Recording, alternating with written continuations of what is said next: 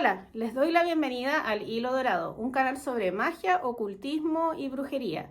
Hoy hablaremos sobre las diosas oscuras. Mi nombre es Susana Aguilar y soy practicante de brujería fairy. Quiero invitarlos a seguir este canal, activar las notificaciones y estar atentos a cualquier nuevo video que venga. El concepto de diosa oscura es un concepto moderno. En realidad, en la antigüedad no existía algo así como las diosas oscuras. Cuando hablamos de una diosa y algo que era digno de venerar, siempre era por alguna cualidad positiva, incluso si hablamos de cualidades que hoy en día son tabú, como por ejemplo la muerte o la sexualidad. En general hoy en día le llamamos diosas oscuras a diosas que acarrean estos tabúes del mundo moderno, es decir, tabúes que son propios de nuestra época y que no eran necesariamente propios de la antigüedad. Y por ende las llamamos oscuras porque tienen que ver con la sombra colectiva, es decir, todo esto que reprimimos y negamos en nosotros, pero como humanidad. Trabajar con la sombra colectiva es parte importante del trabajo de sombra, ya que nos ayuda a reconocer bloqueos internos y cosas que podrían impedirnos lograr acumular toda la energía para poder hacer un trabajo. Recuerden que siempre estamos en esto de alinear las tres almas y para lograr alinearlas necesitamos que las tres estén de acuerdo y que muchas veces esta sombra colectiva nos hace tener ciertas tendencias a cosas que a lo mejor no son aquello que realmente queremos. En mi texto Brujería Moderna les sugiero algunas diosas oscuras con las cuales trabajar y algunos rituales. Hoy vamos a mencionar algunas y quizá voy a dejar alguna meditación o algún trabajo más particular con algunas de ellas, quizá no con todas porque son varias, pero mi recomendación es escoger alguna de estas diosas, obviamente con respeto, para poder trabajar esta sombra interna. Esto es muy distinto al trabajo devocional. Esto es el trabajo con deidades en la brujería, ¿ya? Las personas van a decir, bueno, no, pero es que hay que devocionar, hay que adorar, que la religión, que qué sé yo, pero esto es algo totalmente aparte. En la brujería las deidades normalmente no se devocionan, sino que se trabaja con ellas por intercambio, igual con cierta adoración y con respeto, pero no en una forma, digamos, de veneración o de simplemente adoración, sino que igual buscamos algo a cambio.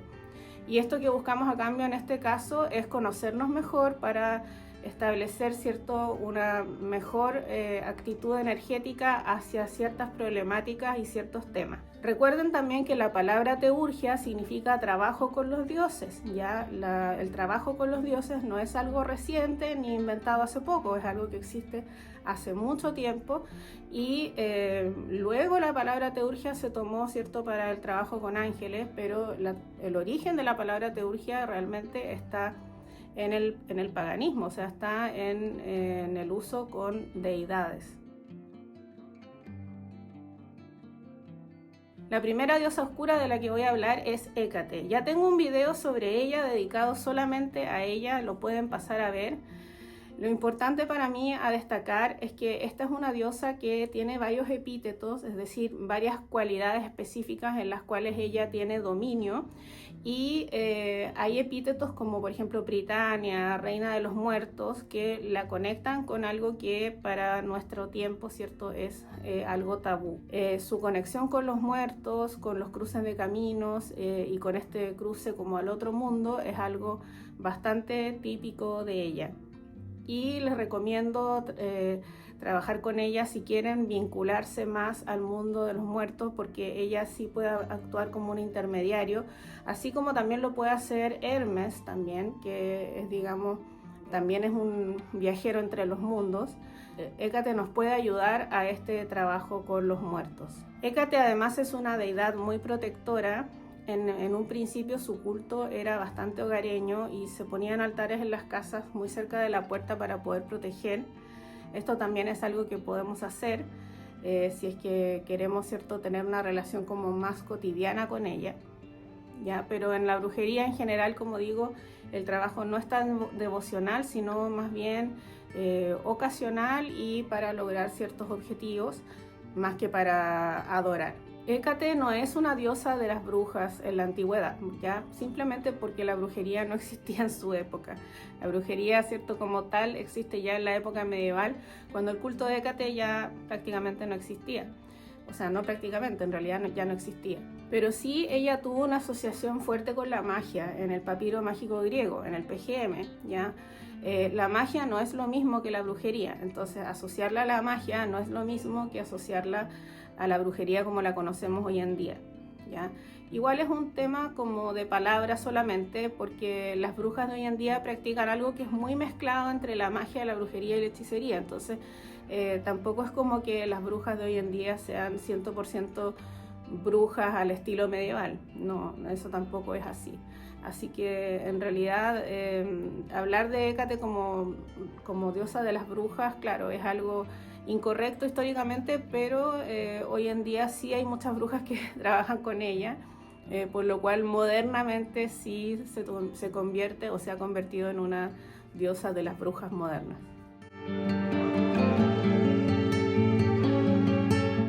Lilith originalmente no es una diosa, pero en muchas corrientes de brujería se la ha deificado. De hecho, en la tradición fairy, el primer Coven, que es el Harpy Coven, que no era todavía un Coven fairy, tenía como diosa principal a Lilith, junto con un consorte. Y esto se da mucho en la brujería tradicional moderna, el tener a Lilith como una diosa, a pesar de que su origen en realidad es ser un demonio en la tradición hebrea. Generalmente a Lilith se la trabaja desde el tema de la sexualidad, justamente para trabajar los tabúes relacionados con la sexualidad, y a veces en contraposición a Eva, quien representa como una sexualidad más tradicional. Todas estas son interpretaciones muy modernas de Lilith, que no tienen que ver, como digo, con el origen, en el que ella es un demonio que se come y devora a los bebés. Esta interpretación moderna tiene que ver más que nada con el empoderamiento femenino y con la espiritualidad de la diosa. Antes de acercarte a Lilith, es bueno poder leer material sobre ella y enterarse de todas estas vicisitudes que tiene, porque muchas personas pueden asustarse por su lado, cierto, demónico. Ahora, en brujería tradicional es una diosa muy importante, como digo, se le da una trascendencia enorme, sobre todo las personas que trabajan con las Qliphoth desde el punto de vista de la cábala hermética, también le dan una tremenda importancia, siendo que en realidad ella no tiene una aparición, por ejemplo, importante en los grimorios medievales, por ejemplo, no aparece ahí, no es un demonio que haya sido llamado o evocado frecuentemente en el pasado.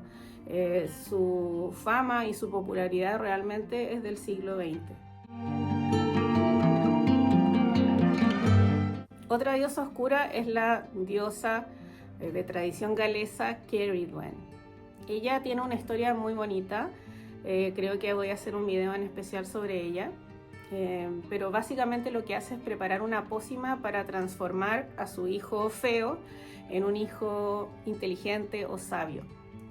Pero esto sale mal porque la persona que deja a cargo de revolver la pócima se toma las gotas del elixir de esta pócima y logra entonces adquirir todos los poderes mágicos que ella tenía destinados a su hijo. Ella entonces empieza a perseguir al ayudante y el ayudante va cambiando de forma, se transforma en un pájaro y ella en un halcón, se transforma en una liebre y ella en un perro galgo, se transforma en un pez, ella en una nutria y finalmente en un grano de trigo y ella en una gallina negra. Y la gallina se come el grano de trigo y después de 9 meses nace Taliesin. Y ella es, de hecho, la mamá de Taliesin. Pero su historia es una historia que nos habla de, por ejemplo, la oscuridad del rechazo, ¿cierto? Este rechazo por este hijo feo, este rechazo por lo feo. Nos habla de la oscuridad de preparar, ¿cierto?, una pócima para transformar esta fealdad en algo bonito, con todas las técnicas mágicas que ella aplica, es decir, lo oscuro de la magia o de la brujería, ¿cierto? El caldero además era puro veneno, solamente estas gotas servían, pero el resto era solo veneno. Dice que se rompió y que envenenó unos caballos que estaban bebiendo en un río más abajo. Entonces ella también representa el veneno como algo de la oscuridad. Así que esta es una diosa muy potente. Para nosotros en la tradición de Avalon es muy importante, la celebramos siempre en Samhain y es como nuestra iniciadora, es con la que comenzamos el año. Otro arquetipo de la diosa oscura está en la Llorona. Clarisa Pinkola Estés escribió bastante sobre este arquetipo, que es muy común en Latinoamérica, que está acá en Chile también, pero también está en el resto de Latinoamérica. Hay varias historias sobre ella en las que, dependiendo del lugar, ¿cierto?, tiene distintos finales. Ya a veces es ella la que mata a los hijos, a veces es el marido que la mata a ella y a los hijos. Pero siempre hay una historia trágica y siempre finalmente ella se queda gritando por sus hijos en las orillas de los ríos. Ahora se cree que la Llorona no es originalmente una leyenda, sino que proviene de una diosa de la tradición mexica, que sería la diosa Cihuacóatl. Y esta diosa entonces también lloraba ante Tenochtitlán por sus hijos. Y esto, digamos, como se degrada, ¿cierto?, en una leyenda en la que, digamos, se le baja el nivel o la jerarquía a la diosa y se transforma simplemente en una mujer de una leyenda. Este es el proceso opuesto a la apoteosis, ¿cierto?, en que se deifica, ya como decíamos, Lilith fue deificada, ya desde demonio pasa a transformarse en diosa. Bueno, esto es el proceso opuesto. Tenemos una diosa que pasa a transformarse en una simple leyenda. Ahora con ella es muy bueno trabajar esto del duelo, del dolor, ya digamos que tiene que ver con, representa esta sombra de la pérdida, del dolor, del duelo, que es algo muy oculto también en nuestra sociedad actual. El duelo no es algo reconocido, no es algo bien visto, no es algo que se hable, es algo bastante duro, así que ella también está para eso. Tenemos también a Inanna. Ella viaja al inframundo a visitar a su hermana, pero los dioses en la antigua Sumer tenían prohibido ir al inframundo, porque quien fuera al inframundo no podía nunca más regresar. Pero ella va de todas formas y muere ahí. Pero cuando va, pasa por un proceso de irse desvistiendo e irse quitando todas sus alhajas y todos sus símbolos de poder, su cetro, su vestido, etc. Este descenso simbólico y esto de irse desapegando de todas nuestras caretas, alhajas y decoraciones, ¿cierto?, se toma como un símbolo de encontrarnos con nosotras mismas, encontrarnos con nuestro lado oscuro, con nuestra hermana, ¿cierto?, Ereshkigal, que está en este lugar, en el fondo del inframundo, y un proceso que nos lleva a la muerte, y después Inanna después renace unos días después. Entonces este proceso de muerte y regeneración. De nuevo nos estamos aproximando a esta diosa no en un sentido de veneración como se hacía en la antigua Sumer, en el que un culto tradicional sería, por ejemplo, tener algunos fetiches, invitar a la diosa a vivir en esos fetiches, tener también un fetiche de uno y así una serie de cosas y adminículos que se utilizan en el culto más tradicional. Aquí simplemente estamos trabajando con el arquetipo y de alguna manera con este aprendizaje acerca de nosotros mismos. Otra diosa que se considera bastante en la brujería es la diosa Kali del hinduismo, que es aquella que danza en éxtasis hasta matar a su pareja, ¿ya? Todas estas figuras tántricas en las que Kali u otras diosas están, ¿cierto?, sobre un cadáver, están subyugando al ego y están, digamos, rompiendo con esas ataduras del ego, rompiendo los apegos y volviéndose, digamos, libres. Bueno, Kali también, su iconografía es bastante aterrorizante, tiene el collar de calaveras, tiene la lengua afuera, todo esto para espantar también demonios, espíritus, etc. Estar siempre en una actitud como muy aguerrida. Y tiene que ver con el lado oscuro de esta defensa, de esto de defendernos también. No solo también de fundir el ego, que también el ego puede tener que ver con nuestras sombras, sino que también de utilizar todo nuestro poder para poder defendernos energéticamente en distintas circunstancias.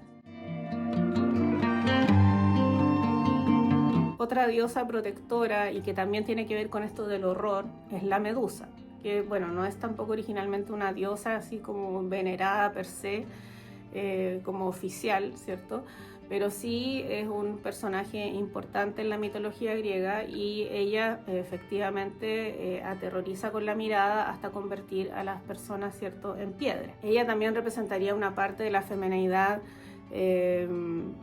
no aceptada. Ya hemos hablado de esto de lo feo, de lo horrible, de esto que defiende, todas estas cualidades que están como mal vistas o que son también parte de la sombra de la sociedad versus las diosas que sí eran aceptadas, ¿cierto? Como Atenea, o que tenían cualidades más vinculadas al mundo patriarcal.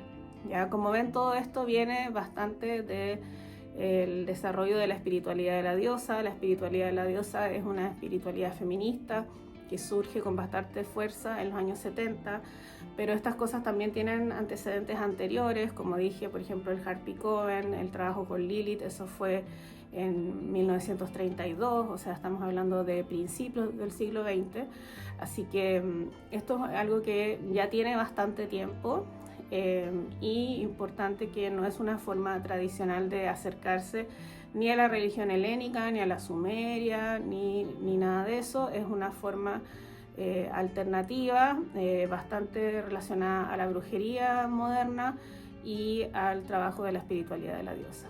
Si les gustó este video, denle me gusta, activen sus notificaciones y nos vemos en un próximo video. Chao, chao.